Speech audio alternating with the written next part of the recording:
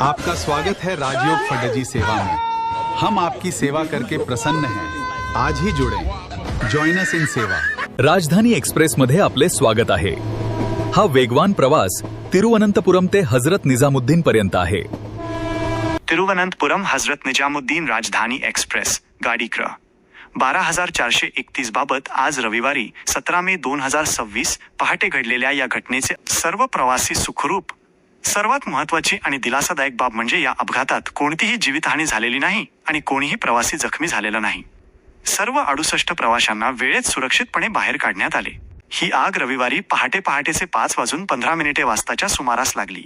Train Ratlam जंक्शनवरून पहाटेचे 3:45 वाजता सुटली होती आणि कोटा रेल्वे विभागातील विक्रमगड अलोट आणि लुनीरिछा स्थानकांदरम्यान हा प्रकार घडला। प्रभावित डबे आग सर्वप्रथम B1 AC 3 टायर या डब्याला लागली।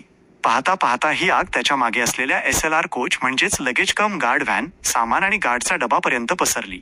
म्हणजेच एकूण 2 डबे आगीच्या भक्ष्यस्थानी पडले। तातडीची कारवाई। आग लागल्याचे लक्षात येताच रेल्वे कर्मचाऱ्यांनी अवघ्या 15 मिनिटांत B-1 डब्यातील सर्व 68 प्रवाशांना सुरक्षित खाली उतरवले। खबरदारीचा उपाय म्हणून या मार्गावरील ओव्हरहेड इलेक्ट्रिक OHE वीज पुरवठा त्वरित खंडित करण्यात आला। वाहतुकीवर झालेला परिणाम आणि रेल्वेचे नियोजन। आगीमुळे मुंबई-दिल्ली रेल्वे मार्गावरील वाहतूक विस्कळीत झाली होती। सुमारे 5 ते 6 गाड्या वेगवेगळ्या स्थानकांवर थांबवून ठेवण्यात आल्या होत्या। आग लागलेले दोन्ही डबे B1 आणि लगेज व्हॅन मुख्य गाडीपासून वेगळे करण्यात आले। त्यानंतर सकाळी 9:45च्या सुमारास ही राजधानी एक्सप्रेस पुढील प्रवासासाठी रवाना झाली। प्रवाशांच्या सोयीसाठी रेल्वेने घटनास्थळीच खाण्यापिण्याची व्यवस्था केली होती। या प्रवाशांना इतर डब्यांमध्ये सामावून घेत कोटा स्टेशनपर्यंत नेण्यात आले, जिथे गाडीला एक अतिरिक्त डबा जोडण्यात आला। रेल्वेने प्रवाशांच्या माहितीसाठी 139 हा हेल्पलाईन क्रमांक जारी केला आहे। आगीचे कारण काय? प्राथमिक तपासानुसार ही आग शॉर्ट सर्किटमुळे लागली असावी असा अंदाज वर्तवला जात आहे।